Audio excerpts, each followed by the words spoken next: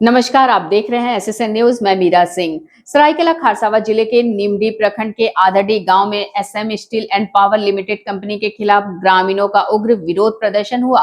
ग्रामीणों ने कंपनी को पर्यावरण को नुकसान पहुंचाने वाली फैक्ट्री स्थापित करने का आरोप लगाया है और जमीन अधिग्रहण प्रक्रिया को धोखाधड़ी करार दिया है। उन्होंने चेतावनी दी है कि अगर उनकी मांगे नहीं मानी गई तो वे आंदोलन को मुख्यमंत्री आवास तक ले जाएंगे।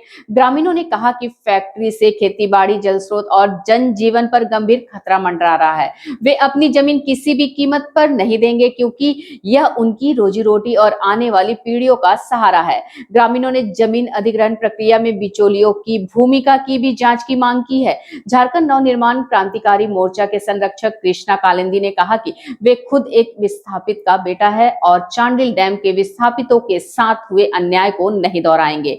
उन्होंने ग्रामीणों से एकजुट होकर अपनी जमीन और पर्यावरण की रक्षा करने का आग्रह किया है। सभा में सैकड़ों ग्रामीणों ने भाग लिया और कंपनी के खिलाफ जमकर नारेबाजी की।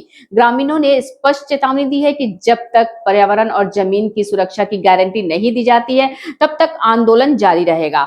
आदड़ी में ग्रामीणों का संघर्ष अब पर्यावरण और अस्तित्व की लड़ाई बन चुका है।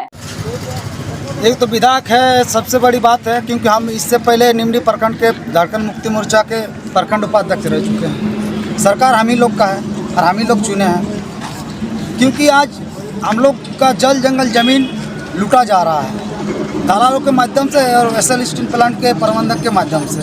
इसी के लिए हम लोग एक तो लोग नोटिस निकाला है एनओसी लेने के लिए 11 नवंबर को 2025 को।